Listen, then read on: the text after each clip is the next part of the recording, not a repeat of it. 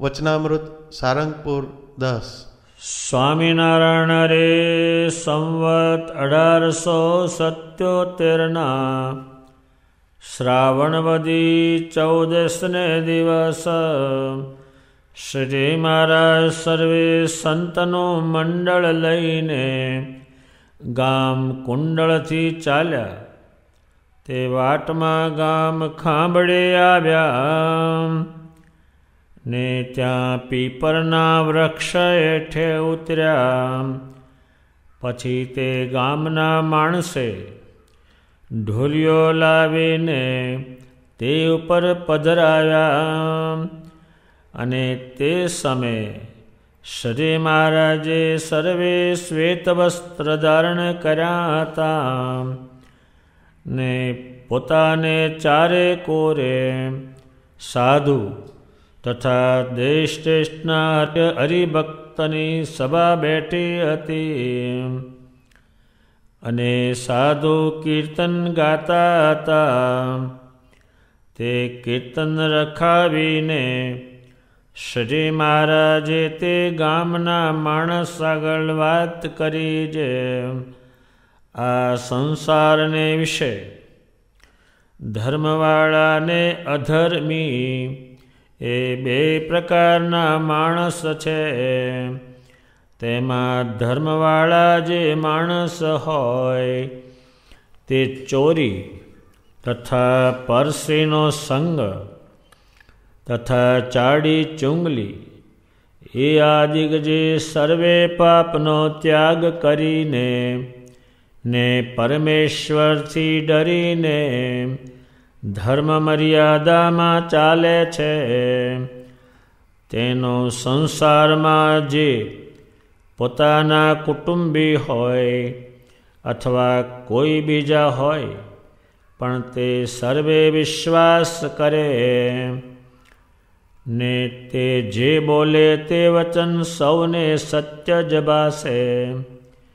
અને એવા જે ધર્મવાળા હોય તેને સાચા સંતનો સમાગમ ગમે.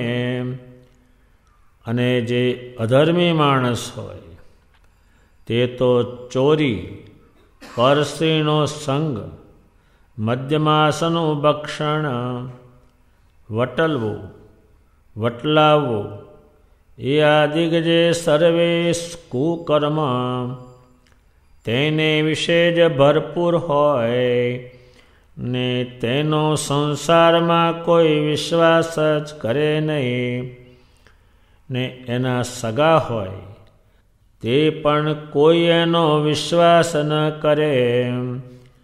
અને એવા જે અધર્મી હોય તેને સાચા સંતનો સમાગમ તો ગમે જ નહીં. અને જો કોઈ બીજો તે સંતનો સમાગમ કરે તો તેનો પણ દ્રોહ કરે. માટે જેને કલ્યાણને ઈચ્છવું તેને અધર્મીને માર્ગે ચાલવું જ નહીં. અને ધર્મવાળાને માર્ગે ચાલીને સાચા સંતનો સમાગમ કરવો તો નિશ્ચય જ એ જીવનું કલ્યાણ થાય. એમાં કાંઈ સંશય નથી. એટલી વાર્તા કરી તેને સાંભળીને તે ગામના કેટલાક માણસે શ્રી મહારાજનો આશ્રય કર્યો. શ્રી મહારાજ પોતે જ્યારે વાત કરે ત્યારે તો બહુ જ મહત્વની હોય અને કોઈ પ્રશ્ન પૂછે ને ઉત્તર કરે એ પ્રશ્ન પૂછનારનો વિચાર હોય. ત્યારે આવડો મોટો આ સંસાર એ સંસાર છે એમાં ધર્મવાળા અને અધર્મી બે પ્રકારના માણસ છે. અધર્મી એટલે અવળું બધું છે, ધર્મી એટલે પરમેશ્વરના વિચારો અંદર. એ આ સંસારમાં સુખી કરનારી દુઃખી કરનારી આ બે જ વસ્તુ છે. ધર્મવાળા કોને કહેવાય ને અધર્મવાળા કોને કહેવાય એ શ્રી મહારાજ પોતે સમજાવે. એનું ધ્યાન બહુ રાખવા. ધર્મવાળા જે માણસ હોય એ ચોરી ન કરે. ચોરી શું છે કે કોકનું હોય લઈ લેવું, એ ભોગવાતું નથી, અને ભોગવી કદાચ હોય તો આગળ એનું પરિણામ સારું નથી, એટલે એમાં દુઃખી છે. ત્યારે ચોરી છે એ ઘણું દુઃખ ઉત્પન્ન કરે, એ અધર્મ છે. ન ચોરી કરવી એ ધર્મ છે, અને ચોરી નથી કરતા એનું નામ કોઈ દેતું નથી કાંઈ. એ ચોરી.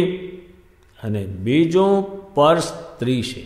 સ્ત્રીનું એ બંધારણ છે કે સ્ત્રી એના એકલા પતિમાં ચોંટી રહે એટલે એનું મન ફરે નહીં, એટલે પરમેશ્વરમાં એનું મન ચોંટે.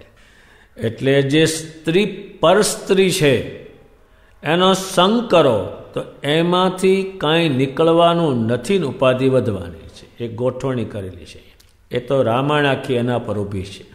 અને આની માથાકૂટ થાય ત્યારે ખબર પડે એ પર સ્ત્રી છે. હવે તમે એક પર સ્ત્રી કેટલીક તમે ભોગો ને કેટલું કરો એટલે ઉપાધિ બહુ છે. અને જ્યાં ઉપાધિ આવી છે એને જુઓ તો તરત જ આનો ખ્યાલ આવે, એટલે પર સ્ત્રી છે. એક ચોરી કરવી તે અધર્મ છે, અને એક પર સ્ત્રી. પરસ્ત્રીના સંગથી એનું ચિંતન થાય, નીકળે નહીં કાંઈ, અને ઉપાધિ એટલી બધી થાય કે એ ઠેકાણે પડીને ઉપાધિ. એટલે પર સ્ત્રીનો સંગ જે છે એ એટલો બધો ભયજનક છે ને ઉપાધિવાળો છે બહુ, અને અડધું તોફાન એનું કાયમ ચાલતું હોય છે. એ પર સ્ત્રીનો સંગ છે. બીજું છે તે ચાડી ચુંગલી.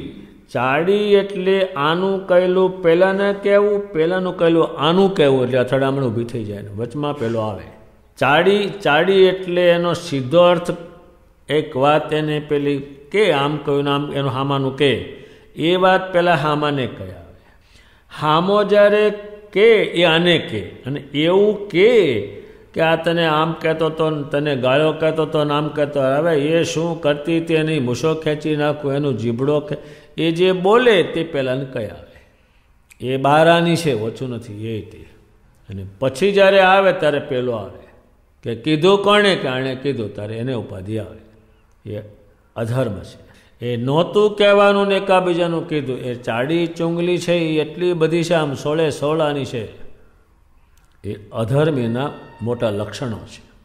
એટલે આમાંથી આપણે પર સ્ત્રી એનો સંગ કરવાથી એટલો બધો હેરાન થવાય, એટલી બધી ઉપાધિ વધે કે ભજન તો ક્યાંય રે, એનું દેહ રે કેમ. રામાયણમાં આ જ કથા છે, અને મહાભારતમાં પણ આ જ કથા છે, અને બીજી આ જ કથા. એ તો એની લડાઈઓ ફાટી નીકળે બહુ છે. એટલે એક ધર્મ બંધારણ છે કે એ સ્ત્રીઓ તમે એક જ પુરુષમાં રહેજો, અને પુરુષોને કહ્યું તમે એક જ સ્ત્રીમાં રહેજો. એ બંધારણ છે. એ બંધારણ તૂટે એટલે તરત જ ઉપાધિ શરૂ થાય. સીતાજી જેમ એક રામમાં નિષ્ઠા હતી, રામને એક સીતામાં નિષ્ઠા હતી, નહીં તે ધારત તો ઘણાની લઈ આવત. ત્યારે અને ચાડી ચુંગલી એ તકરાર એમાંથી જ ઊભી થાય છે, મારામારી એમાંથી ઊભી થાય છે. અને ઘરમાં જેટલો ડખો ઊભો થાય એ ચાડી ચુંગલી કરી. અત્યારે પુરુષો એની પાસે કોઈ એવું પૂછે કે આ તારી સ્ત્રી આવી છે ને આમ કરે છે ને બેહી રહીને હકણી કાંઈ કામ કરતી નથી ને આણે માર ખાવાને લાયક છે કે છે. કોણ જાણે ક્યાંથી કયા શુકનમાં જન્મીને ક્યાંથી આવી. હવે એ પેલો કહી અને પેલી બહીને કે તારો ધણી આમ કહેતો હતો તને, એને આવવા દે ઘરમાં. અત્યારે હવે શી દશા એની થાય છે જો કહે છે. થાય આ ખેલ આનો જ, જેને જેને ઘેર આ બધા ખેલ થયા છે ખેલાના બધા જ, બીજાના નહીં. બારાની આની તકરારો છે. ત્યારે યાદિક સર્વે પાપનો ત્યાગ કરીને, પાપ એટલે પરમેશ્વરમાં વૃત્તિ જ નહીં, બીજી વૃત્તિ એનું નામ છે પાપ. પૂર્ણ આવે જ નહીં ત્યાંથી, એ પાપ છે. એ પાપનો ત્યાગ કરીને શ્રી મહારાજે આ બધું જે કર્યું, કાઠીઓ 10 બૈરા રાખતા, એ તો વિધિપૂર્વક રાખતા હતા, તો પણ એ મુકાયું. ત્યારે શ્રી મહારાજથી ડરીને, હવે શ્રી મહારાજથી ડરીને શું, ડરીને એટલે એ જોશે તો પરિણામ સારું નહીં આપે. ભગત હશે અને જો આ નહીં માને તો એ દુઃખી થવાનો છે. એટલે એનાથી ડરીને ભગવાન સ્વામિનારાયણ કહે છે મારાથી ડરીને મેં જે ધર્મની મર્યાદા બાંધી. ધર્મ એટલે સદીમાના વચન, એને વચનમાં ધર્મ ઉતાર્યો. એનો સીધો સાદો હાવ અર્થ એટલો જ થાય. એને ધર્મ, જે ધર્મ છે એમના વચનમાંથી માણમાં ઉતાર્યો. અને જગત આ જાણે નહીં એટલે શું કે પુણ્ય છે ને પાપે ક્ષય. પુણ્ય કોને કહેવાય ને પાપે એને પૂછો તો એને ખબર નહીં. ત્યારે ધર્મ મર્યાદા એણે એટલી બધી બાંધી છે કે આ માણસ નો રે એટલી ધર્મની મર્યાદા શરીર માટે બાંધી છે, એટલી મર્યાદા બાંધી છે. ત્યારે માણસ માંસની મર્યાદા રાખે એમાં લાંબુ કંઈ છે નહીં. અત્યારે બાય હોય એના સસરા આવે એટલે મર્યાદા રાખે, પણ એ તો સામાન જેવું છે, એમાં કંઈ છે નહીં કાંઈ. આમની બતાવેલી મર્યાદા બહાર ન જાય. અત્યારે જેમ આપણે મોટરનો કાંટો હોય કે ભાઈ આટલે સુધી જવું, પછી આગળ જશો તો લોહી ક્યાંક નીકળશે, એટલે એને મર્યાદામાં નાખે. એટલે એની મર્યાદા હોય છે. એ ભગવાને આ મનુષ્ય પર બાંધી.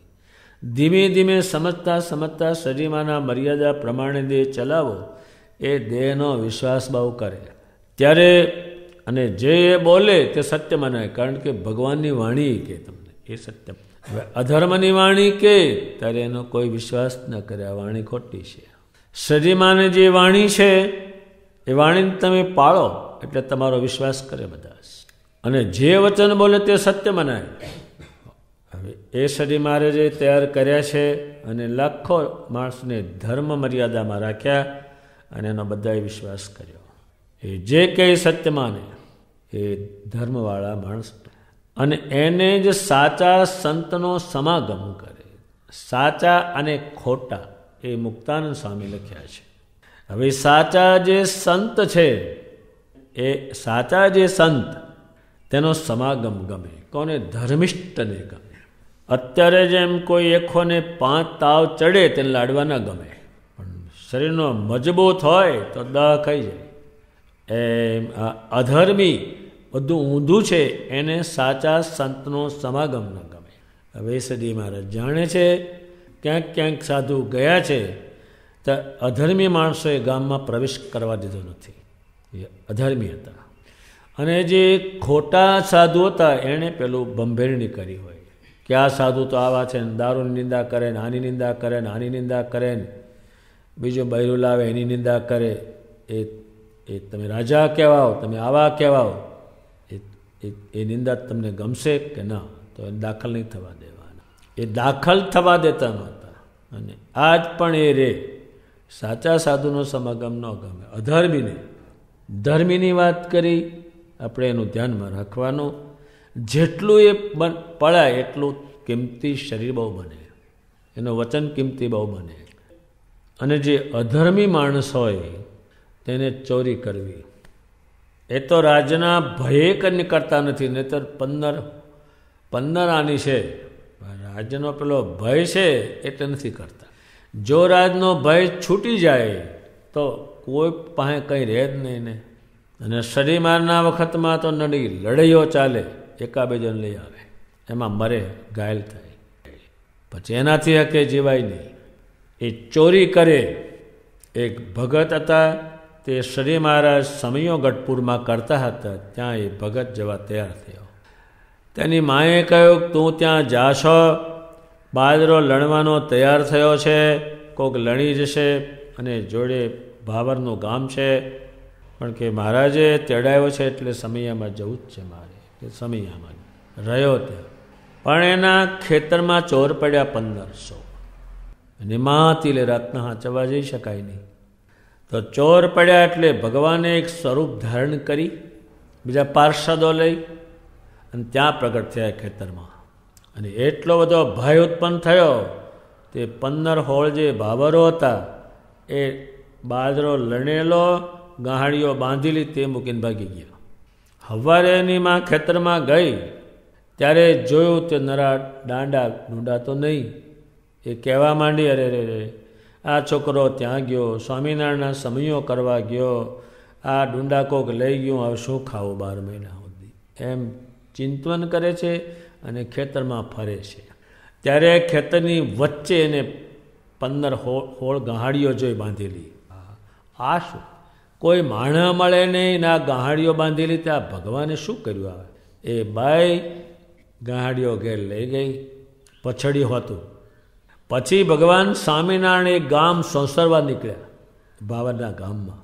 ત્યારે ભાવર કહે છે, દોડ દોડ પેલા રાતુવાળા.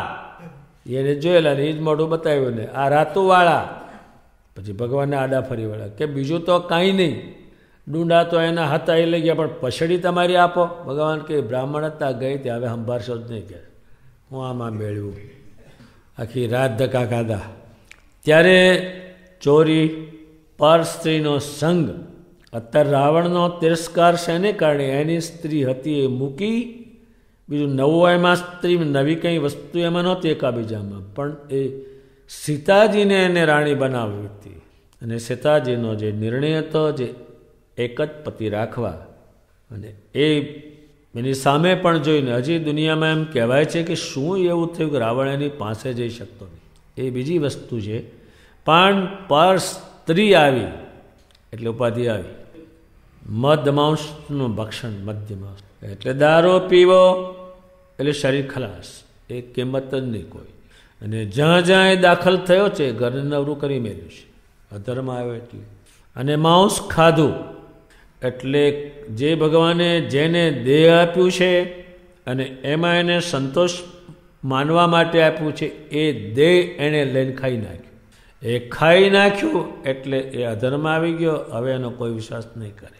જેને દેહ આપ્યું છે એ દેહને એ પેલાને જીવ બહાર કાઢી અને એ દેહ એના દેહમાં નાખ્યો એટલે દેહ સારું કોઈ પણ કામ નહીં કરી શકે અને એનો કોઈ વિશ્વાસ નહીં કરે.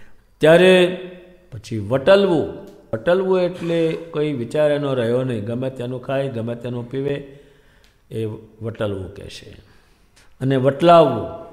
વટલવું અને વટલાવવું એટલે જે આખો દેહનો આહાર છે, સંબંધ છે, એ બધો ભ્રષ્ટ થાય છે. એમાંથી કંઈ નીકળતું નથી. એક સારો ગુણ એમાં ઉત્પન્ન થતો નથી. ત્યારે એ કુકર્મ, કુ એટલે કંઈ નહીં, એવા જે કુકર્મથી ભરપૂર હોય તેનો આ સંસારમાં કોઈ વિશ્વાસ કરતું નથી. હવે એનો અભ્યાસ કરો એટલે આવા જે માણસ છે એનું ઘરમાં જ કોઈ વિશ્વાસ ન કરે ને. ત્યારે ભગવાન સ્વામિનારાયણ કહે છે એવા અધર્મી છે એને સાચા સંતનો સંગ ગમે જ નહીં. આ મૂકવાનું કે એટલે ત્યારે ભગવાન સાચા સંત લાવ્યા અને એનો સમાગમ કર્યો. એટલે શરીરમાં ધર્મ ઉતારવાનો એ એમણે ઉતાર્યો. ત્યારે જે સાચા સંતનો સંગ કરે એનો અધર્મી દ્રોહ પણ કરે, દુઃખ બહુ દે. જેટલા સાધુને દુઃખ દીધા છે એ અધર્મીઓ દીધા છે, ધર્મિષ્ઠ નહીં. જસુબાઈએ કેમ કહ્યું કે મારે ઘેર સંત રે સામટા, સામટા રે એ ધર્મિષ્ઠ છે. જીવબા જે બોલે તે બધા માનતા, જે બોલે તે એ કેમ માનતા? તો કે તો ધર્મિષ્ઠ છે. ભગવાન સ્વામિનારાયણ કહે છે જેને કલ્યાણને ઈચ્છો, રૂડું થવાને ઈચ્છવું, તેને અધર્મીને માર્ગે ચાલવું નહીં. જો રાવણ અધર્મને માર્ગે ચાલ્યો પણ એનો ભાઈ ન ચાલ્યો, વિભીષણ, તો ભગવાને એને રાજગાદી આપી લંકાની, આને નહીં. એ બધાના દ્રષ્ટાંતોથી સમજવું. એના કરતાં શ્રીજી મહારાજ સીધું સમજાવી જાય છે. એ લાખો ઠેકાણે લાગુ પડે તો એક બે દ્રષ્ટાંત આપણે સમજાવીશું. પણ આ સંસાર આખો જુઓ તેમાં આ નીકળે, એક બેને નહીં. ત્યારે ભગવાન સ્વામિનારાયણ કહે છે ધર્મવાળાને માર્ગે ચાલીને સાચા સંતનો સમાગમ કરવો. હવે ભગવાન જે ઉતાર્યા એ સાચા સંત ઉતાર્યા, આ બ્રહ્માંડમાં નહીં, એ ઉતાર્યા એણે, એ ઉતાર્યા એણે. અને ખોટાએ લખ્યા છે એણે, બહુ જ પુષ્કળ લખ્યા છે. આ શ્રીમાની વાત સાંભળીને ખાંભડાના જે માણસો હતા એ ભગવાનનો આશ્રય કર્યો. અને જે પીપર તળે ભગવાન બેઠા છે એ સ્થાને ગામે અત્યારે હાંચી બહુ રાખ્યું છે, પુરુષોત્તમ બેઠા એટલે. ત્યારે ધર્મી ને અધર્મી, શ્રી મહારાજે ધર્મ કેટલો તર. એક બંધિયા ગામ છે, તે એક બોધો કામદાર હતો. એ રામાનંદ સ્વામીના સમાગમમાં હતો. એણે રામાનંદ સ્વામીનું જે વચન કંઈ લોપેલું, તે ભગવાન સ્વામિનારાયણે કહ્યું કે ધર્મનું જે વચન રામાનંદ સ્વામીનું લોપ્યું છે એટલે મારા સત્સંગમાં નહીં. ત્યારે એણે કહ્યું કે તમે જે કહો તેમ કરો, પણ હું તમારા ધર્મમાં રહું, તમારી જોડે રહું. ત્યારે જો એ ધર્મિષ્ઠ છે એને ખબર પડેલી વચન લોપ્યું છે. તમે ભગવાનનું મોટા સંતનું વચન લોપીને કંઈક કરો તરત જ એનો મેળ ન બેસે ક્યાંય. ત્યારે એ બોધો કામદાર કે એ ભગવાન તમે જે કહો તે કરું, પણ મને તમારા ધર્મની અંદર રાખો. એટલે શ્રીજી મહારાજ માણસમાં ધર્મ ઉતારે, દુનિયામાં પુસ્તકમાં ઉતાર્યો. ત્યારે એ કે તમે કહો તેમ કરો. ભગવાન કે બૈરાના કપડાં પહેર, કેટલી એને ગરજ બોલો. અત્યારે કોઈ હોય ને કે ભાઈ આ લોપ્યું છે ને તું બૈરાના કપડાં પહેર, કે આ કંઠી લ્યો, મારે એ પહેરવાના હોય બૈરાના કપડાં લુગડા? હું બૈરી છું. બૈરીના કપડાં પહેર અને કેડે હોકો બાંધ, કેડે બાંધવાનો, અને આખા ગામમાં ફરિયાદ તો રાખું. પછી બધો કામદાર કે એમ કરું, એટલે બૈરાના કપડાં પહેર્યા. આ કોઈને મેળ બેસે? તને બે તો આખું ગામ જ દાંત કાઢે. પહેર્યા એને હોકો કેડે બાંધ્યો અને આખા ગામમાં ફરી આવ્યો, અને પછી એ ભગવાનની પાસે રહ્યો. ત્યારે એનું જે શરીર છે એમાં જે લોપેલું વચન તે અધર્મ આવ્યો, ઊંધું કર્યું તે, અને આ વચન પાળ્યું એટલે ભગવાન એને રાખ્યો. પણ આમ છે સામાન, પણ બને નહીં કોઈ નથી. ત્યારે શ્રીજી મહારાજ ઈશ્વરવાડા નામના ગામમાં પધાર્યા. એ ખંભાત તાલુકામાં આવ્યું. હવે ત્યાં પધાર્યા. પોતે એક શ્રેષ્ઠ માણસ હશે તેને ત્યાં જ એનો ઉતારો હોય. એ ઉતર્યા. એને ત્યાં એક બાઈ હતી. ભગવાને પોતે કહ્યું આ બાઈને તું કાઢ તો હું રાત્રો. અધર્મ છે એટલે બાઈમાં જ એનો જીવ. પછી ભગવાન કહે છે, ભગવાનને કહે છે જેને ત્યાં ઉતરવાના છે, ઉતર્યા છે એ કહેશે એ મારી બેન થાય. એ વાત ખોટી ત્યાં આખી છે. ભગવાન કે તું આને કાઢ, તું મને શું જાણસ કે છે? તો કે ભગવાન જાણું છું, એ તારી બેન નથી. એ કાઢી નહીં, અને ભગવાન નીકળી ગયા. પછી 2-3 દાડા થયા ત્યારે એને ખબર પડી કે આ કોકની બાઈ લાવ્યા, અને કોકની બાઈ હતી. પછી એનો ફજેતો થયો અને ગામ છોડીને જવું પડ્યું. એ અધર્મ છે. ત્યારે ધર્મિષ્ઠ માણસો, એક લિંગાળા કરીને ગામ હતું, ત્યાં દાન ભગત કરીને ભગત રહેતા હતા. શરીરમાં નાસ્ત્રિત હતા. બંને સાંખ્યોગ પાડે. એટલે સ્ત્રી ઘરમાં હોય તો દાન ભગત બહાર નીકળી જાય, દાન ભગત ઘરમાં હોય તો સ્ત્રી બહાર નીકળી જાય. એકબીજાનો સ્પર્શ કરે નહીં. તેના જે પત્ની હતા એને સર્પ કરડ્યો. ત્યારે સર્વે કહ્યું કાંઈ સર્પ ઉતારે ત્યાં જા. કે ના, આ બ્રહ્માંડમાં મારા ઈષ્ટદેવ સ્વામિનારાયણથી વધારે કોઈ નથી. આ બ્રહ્માંડમાં ઉતારે તો એ જ, અને લઈ જવાની જો મને હશે તો એ જ. પછી સ્વામિનારાયણ ભગવાનનું સ્મરણ કર્યું, અને ભગવાનનું એ ભાઈ ભજન કરવા લાગી. સાપ કરડેલો છે તેવા સમયમાં સ્વામિનારાયણ ભગવાને એનું ઝેર ઉતાર્યું, અને ભાઈ જીવી. પણ આ ધર્મિષ્ઠ છે. ત્યારે આ બધા જે દ્રષ્ટાંતો છે એ આ વસ્તુને સમજાવવા માટે છે. પણ શ્રીજી મહારાજની જે વાણી છે એ સીધી સમજી શકાય એવી છે. ત્યારે ધર્મી અને અધર્મી એ 2 પ્રકારના સંસારમાં માણસ છે. એ તમે જાણો છો અને જોવો છો. અધર્મીની શી દશા થાય છે એ પણ ખબર છે, ધર્મીની શી દશા છે એ પણ ખબર છે બધાને. એટલે જે શ્રી મહારાજે અધર્મ ઓળખાયો એ આપણામાં હોય, ધીમે ધીમે પ્રયાસ કરીને એ કાઢવાનો. અને ભગવાને જે અધર્મ કયો છે એ અંદર પ્રવેશ ન કરે એનું ધીમે ધીમે ધ્યાન બહુ રાખવાનું. ત્યારે શરીરમાંના સંતોનો, હરિભક્તનો વિશ્વાસ કેટલો કર્યો, અને એને જે કંઈ માન્યું. માટે ધર્મ અને અધર્મ એ 2 પ્રકારના માણસ છે. એટલે ખોટા અને ખરા એ સાચા સંતનો સમાગમ એ ભગવાન સાચા બોલાવ્યા. અને ધર્મી અને અધર્મી એ 2 પ્રકારના માણસ ઓળખી રાખવા. અધર્મીનો સંગ કરવો નહીં, એના સંગમાંથી કંઈક પાછું વળી આવે પાછું, એટલે એનો સંગ કરવો નહીં. અને ધર્મિષ્ઠને માર્ગે ચાલવું અને સ્વામિનારાયણથી ડરીને ચાલવું. એમાં શું ડર એના હાથમાં છે, પછી આપણું ધ્યાન ન રાખે. અને માંસનો ડર રાખીએ એમાં બીજું કંઈ છે નહીં. આનો ડર જ રાખવાનો. શું આના ડરમાંથી આપણને ભગત જાણે એટલે આપણું મંગળ બહુ કરે, અને અધર્મી જાણે એટલે કંઈ કરે નહીં. એ વાત ભગવાને ઘણી કરી છે.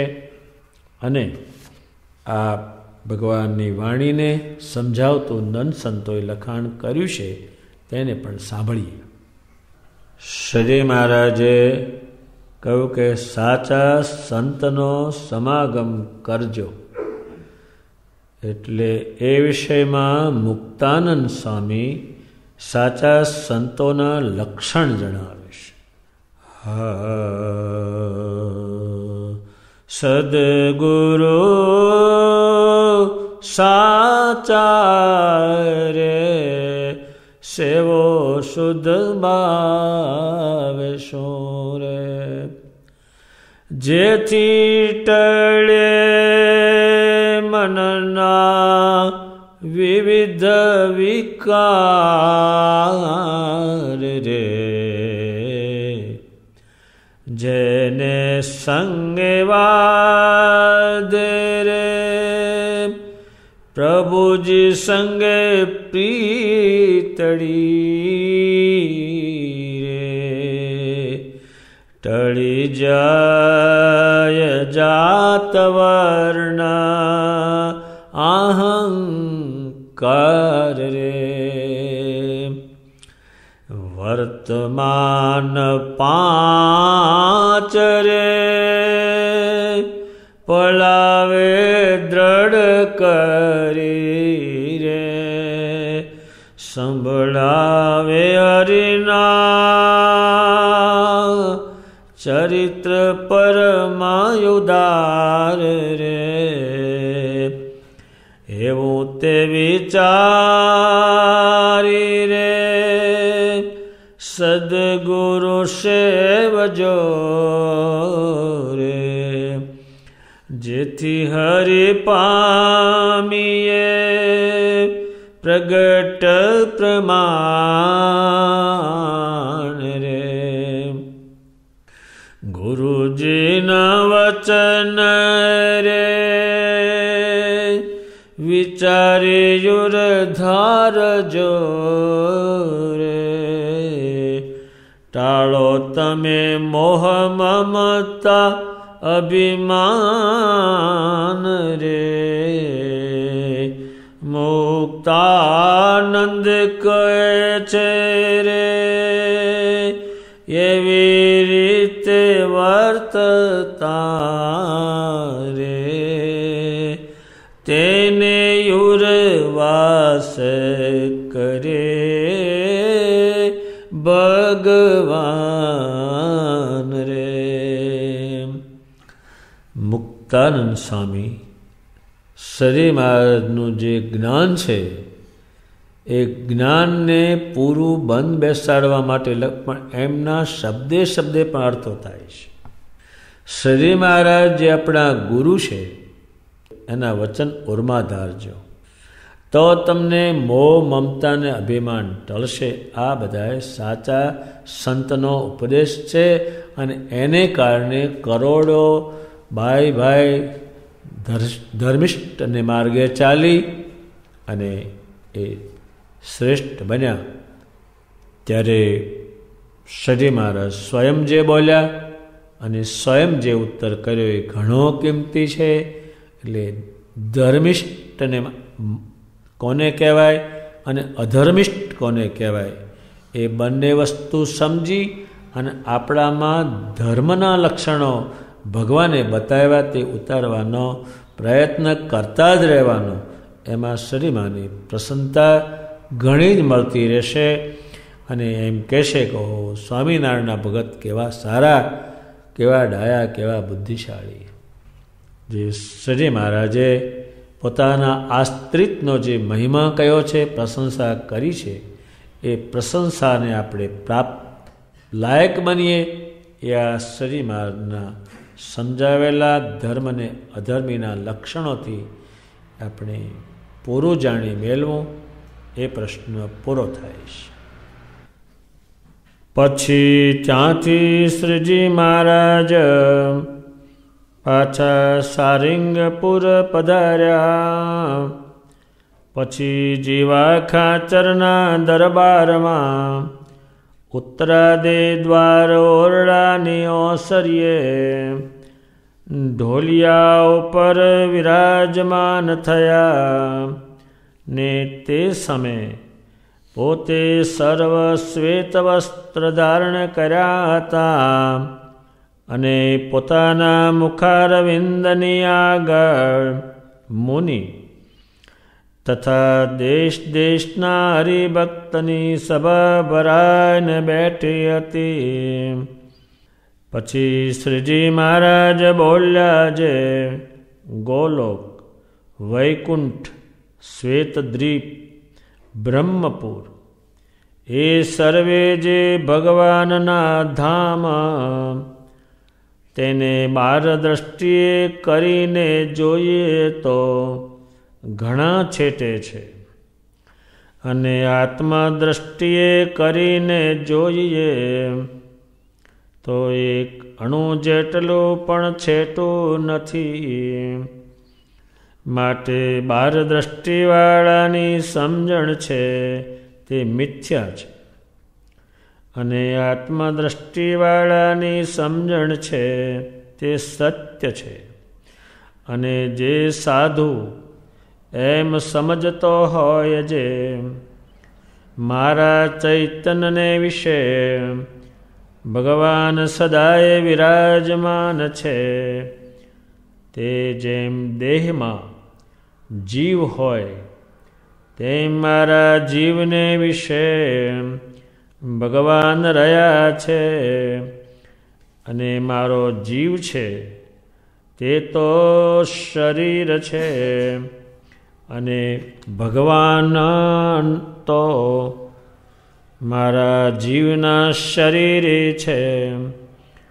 અને પોતાના જીવાત્માને સ્થૂળ, સૂક્ષ્મ અને કારણ એ ત્રણ શરીર થકી પૃથક માને અને તેને વિશે અખંડ ભગવાન વિરાજમાન છે એમ સમજે તો તે સંત થકી ભગવાન અથવા ભગવાનના ધામ તે અણુમાત્ર છેટે નથી.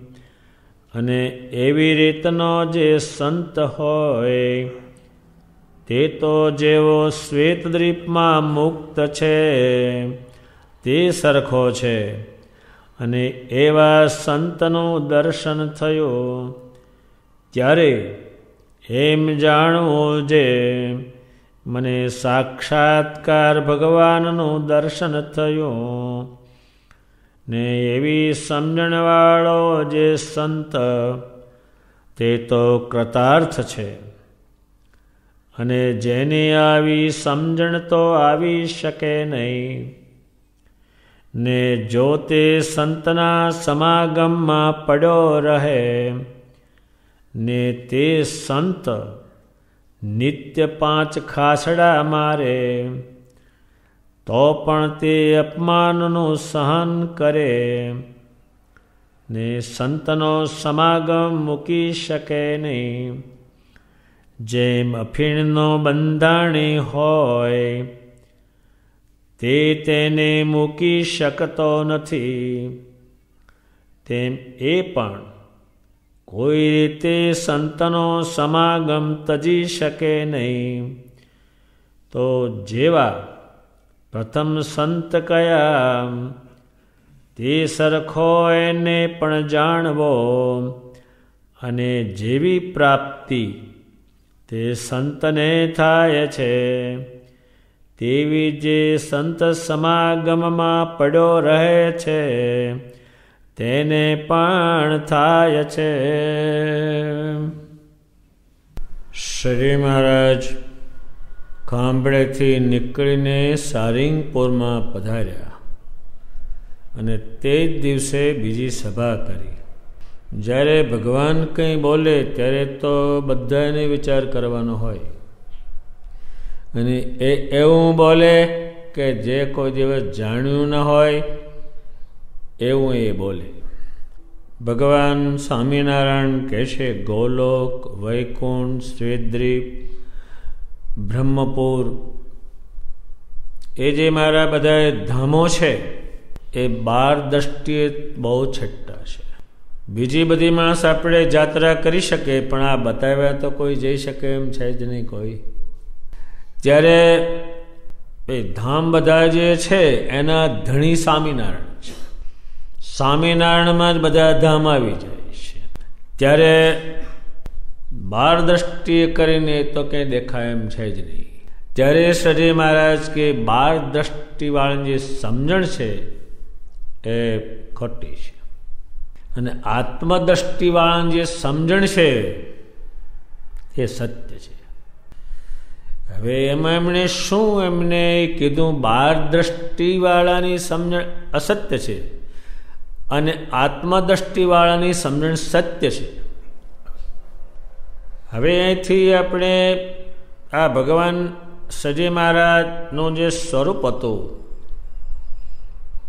એ આત્માની અંદર ધારે તો એ બધા ધામના ધણી આવે છે.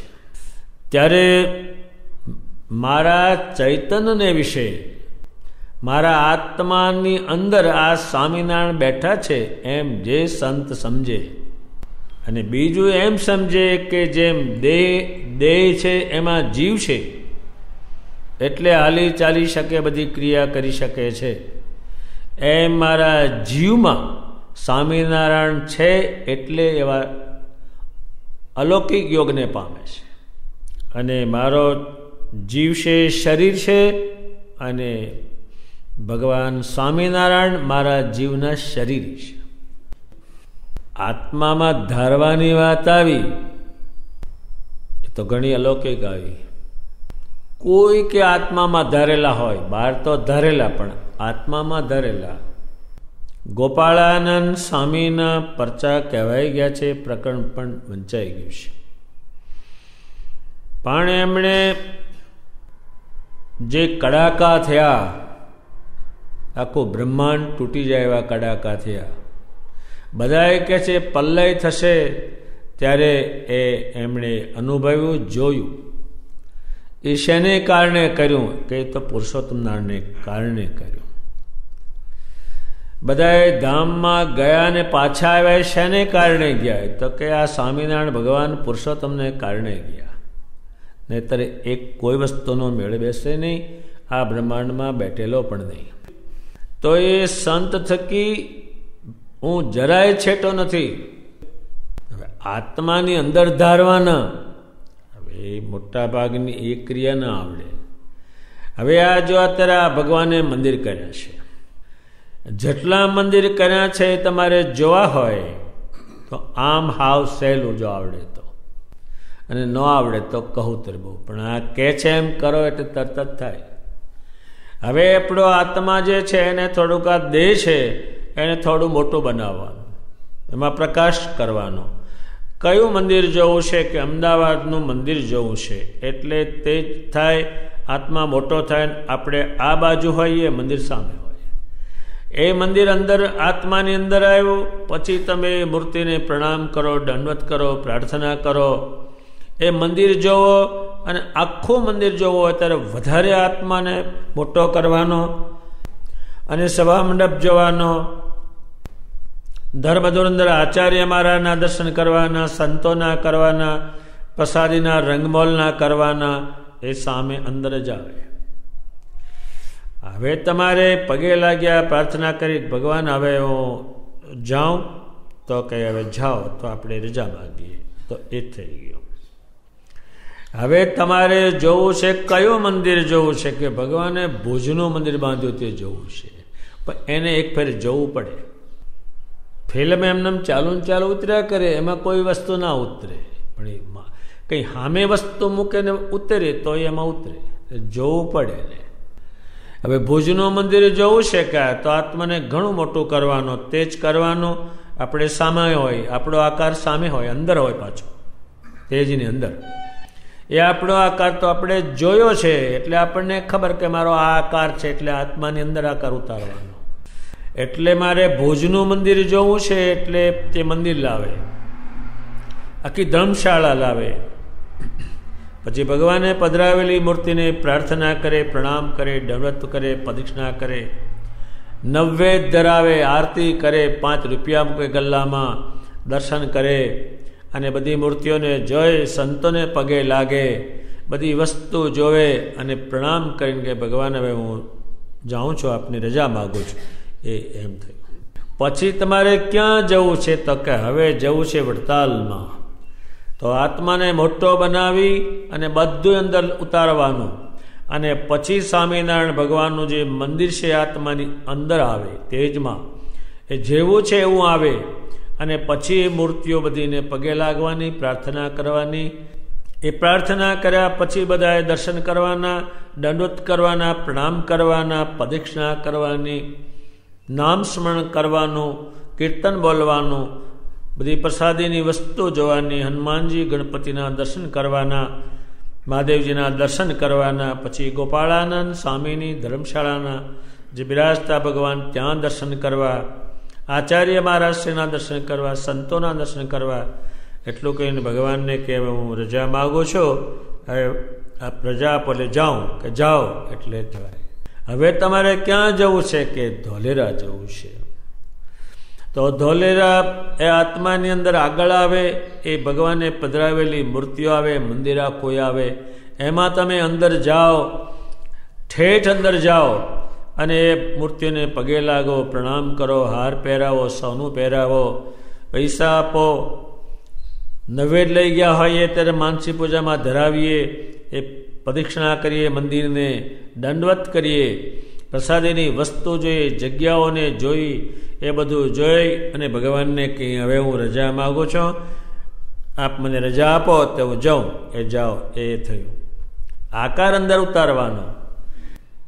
હવે તમારે કયું મંદિર જવું છે? કે જુનાગઢનું મંદિર જવું છે. તો એ જુનાગઢનું જે મંદિર છે એ સામે આત્માની અંદર, એ સામે છે, આપણે અંદર છે. એ મંદિરની મૂર્તિઓ આપણી સામે જ હોય, બધું સામે જ હોય. દંડવત કરે, પ્રાર્થના કરે, પ્રણામ કરે, પ્રસાદીની ભગવાનની સ્પર્શ કરેલી વસ્તુનો સ્પર્શ કરે. મૂર્તિઓને પાસે અડવું હોય તો એ પાસે અડાય, જઈને અંદર જ આત્મા જઈ શકે છે. હાવ ખુલ્લી મૂર્તિને તમારે અડવું હોય, તમારે પગે લાગો, ચાંદલો કરવો હોય, એ સામે જ હોય. એ બધું જોયા પછી ભગવાન તમારી રજા માગો છો, હું જ્યારે પાછો તમને સંભાળું ત્યારે તમે દર્શન આપજો. હવે તમારે ક્યાં જવું છે? કે ગઢપુરમાં જવું છે. પણ જવું પડે બધું ચોક્કસનું. મોટો આત્માને તેજવાળો બનાવવાનો, જે પુષ્કળ તેજ હોય, એમાં આખું મંદિર, આખી ધર્મશાળા, દાદા ખાન દરબાર એ આત્માની અંદર આવે. હવે આપણે તો આપણો આકારની ખબર છે, એ આકારને અંદર ઉતારવાનો. પેલું સામે જોયું છે એ ખબર છે, એ અંદર ઉતારવાનું. પછી તમારે શું જોવું છે? કે ભગવાન બેઠા એ જગ્યા બધી જોવી છે. તો દાદા ખાચરના જે દરબાર છે, એના ઓરડા છે, એને પ્રણામ કરવાનું, ધૂળ માથે ચડાવવાની. એ વધારે ક્યાં બેસતા? કે સ્ત્રીમાં બેસતા. કેટલા માણસો બેસતા? કે 500 સાધુ બેસતા. વળી પાછો ભગવાન પોતે આપણા આત્માની અંદર બેઠા છે, અને 500 જેટલા નરા સાધુ તેજની અંદર બેઠા છે, અને હું બધાને પ્રણામ કરું છું અને બધાના દર્શન કરું છું. પછી તમારે વધારે બીજું શું જોવું? તો કે લીમડો જોવો. ભગવાન બેઠા હતા, લીમડો જો, ત્યાં ભગવાન બેસતા. હવે તમારે શું જોવું છે? બધી જગ્યાએ ભગવાન સ્નાન ક્યાં કરતા, સૂતા ક્યાં, પહોળતા ક્યાં, બેસતા ક્યાં, ઘોડી ક્યાં ખેલવતા, એ બધા સ્થાનને પગે લાગી. અને પછી ક્યાં જવું છે? કે હવે લક્ષ્મીવાડીમાં જવું છે. ભગવાન જ્યાં જતા, પધારતા, એ બધું જોયા પછીથી હવે શું જોવું છે? કે ભગવાને મંદિર કર્યું છે, એ મંદિર આવે. એમાં ભગવાને મૂર્તિ પોતાના સ્વરૂપની પધરાવી છે, એના દર્શન કરવા છે. એ ગોપીનાથજી મહારાજની મૂર્તિ સામે ઉભી છે, આપણે ઠેઠ પગે લાગી શકીએ. ચાંદલો કરી શકીએ, હાર પહેરાવી શકીએ, પૂજા કરી શકીએ. જોડે હરિકૃષ્ણ મહારાજ છે એને પગે લાગીએ, જોડે માતાજી છે, જોડે ધર્મદેવને ભક્તિ માતા છે, જોડે સૂર્યનારાયણ રેવતી બળદેવજી છે, એ બધાના દર્શન કરી ભગવાન અહીંયા પહોળતા એ સુખ સજા છે. આખું મંદિર છે, હનુમાનજી મહારાજ છે, ગણપતિજી છે, મહાદેવજી છે, એના દર્શન કર્યા. હવે બધાએ સાધુઓ ધર્મશાળા અમે સાધુને પ્રણામ કરીએ. એટલું કર્યા, બધું જોયા પછીથી હોય બધું આત્માની અંદર જ, અને પછી બધાની ભગવાનને કંઈ હવે હું આ પ્રજા માગું છું, આ પ્રજા આપો. પછી ત્યાંથી નીકળી સંતોને કહેવાય હવે હું જાઉં છું, આ પ્રજા આપો. એ નીકળાય. પછી ભગવાને જે મંદિરો કર્યા છે, ધોળકામાં કર્યા છે, જેતલપુરમાં કર્યા છે, ડભાણમાં યજ્ઞ કર્યા છે, એ જ્યાં જ્યાં ભગવાને કરે જોવા હોય, એ સિવાયના મંદિર જોવા હોય, ભગવાને જે લીલા કરી જોઈ હોય તે પણ ત્યાં એ જગ્યા આત્માની અંદર લાવી ત્યાં પગે લાગ્યા. એ હાવ જ પાસે છે.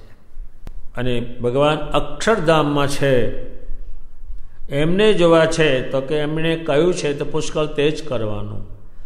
એક મોટું સિંહાસન છે, એમાં ભગવાન સ્વામિનારાયણનું સ્વરૂપ પધરાવવું. એ સ્વરૂપ બેઠા છે અને હું એમના દર્શન કરું છું. અને નરા મુક્તો જ બેઠા છે નરાજ, એની સામે જોઈને એવી ભાવના કરવી, એ દર્શન કરી પ્રણામ કરી જોવાનું આની અંદર. એટલે સહેજ અણુ પણ છેટું નથી એમ કહે છે. અણુ છેટું નહીં એટલે આની અંદર જ છે. એટલે ત્યારે દાડામાં 5 વખત જે માનસી પૂજા કરવાની આવી તે પણ આ રીતે જ આવી. શ્રીજી મહારાજ પૃથ્વી ઉપર હતા તોય માનસી પૂજા કરતા અને આત્માની અંદર લાવતા અને પૂજન કરતા. અને શ્રીજી મહારાજ આપણે જે કરીએ જાણી શકીએ. એક બાઈ હતી, તે એને રોટલા હરિભગત હતી, તે રોટલા બનાવતી હતી.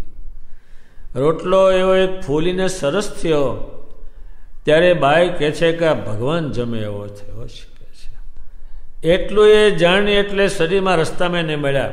એ બાઈ ભાત લઈને જતી હતી. બાઈ પગે લાગી, ભગવાનને કહે છે મારે જમવું છે. આ તો કંઈ બરાબર સારું નથી. કે ના, એમાંથી જ જમવું છે. બાઈ રોટલા કાઢ્યા. એ નહીં. એણે જે રોટલોમાં કલ્પના કરી હતી એ રોટલો કઢાયો. ત્યારે અણુ માત્ર છેટા નહીં. અણુ એટલે હવે શેને અણુ કહેવાય? એ કશું કલ્પના ન થઈ છે એટલું છેટું નહીં. એ ભગવાને કહ્યું.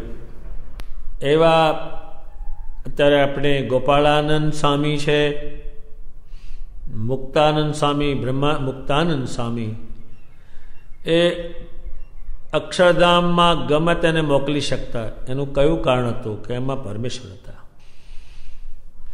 ત્યારે જેમ દેહ છે એનો આધાર જીવ છે, એમ જીવનો જે આધાર છે એ પુરુષોત્તમ નારાયણ છે. એ સમજાવે છે.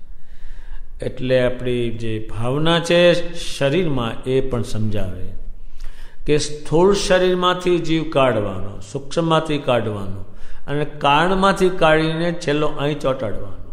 ત્યારે એક આવું જે આત્માની અંદર મને ધારે એનાથી એક અણુ માત્ર હું છેટો નથી. એ વાત ઘણી ભગવાને સમજાવી છે. અને આવું ન થઈ શકે તો આવું જે કરતા હોય જાણતા હોય એના સંગમાં રહેજો. હવે એ કદાચ એ ન મળે તો શું કરીએ?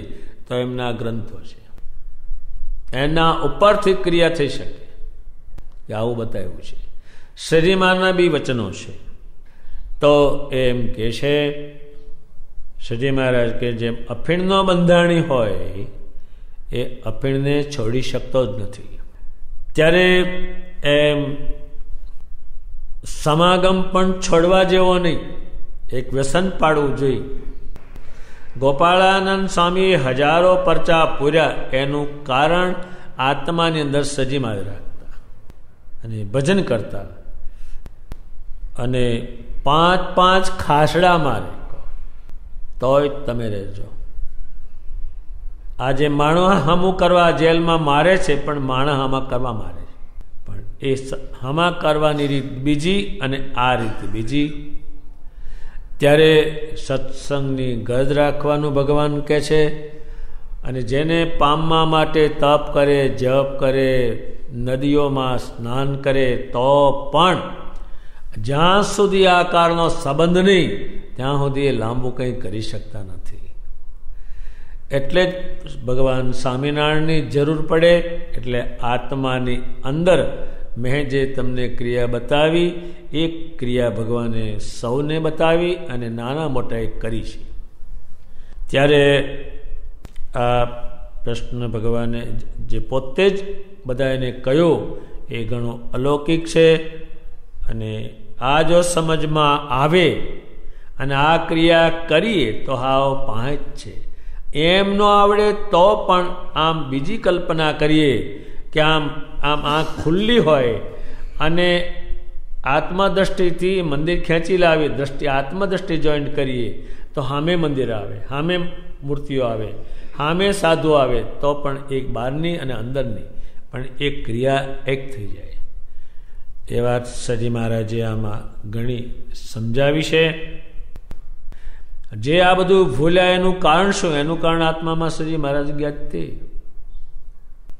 અત્યારે કોઈને વીછી કરડે તો રાડ્યો પાડવા માંડે, એનું કારણ પેલો વીછી. ઓય બાપલ્યા જે કરાવે તે પેલો વીછીનું ઝેર ગયું અંદર.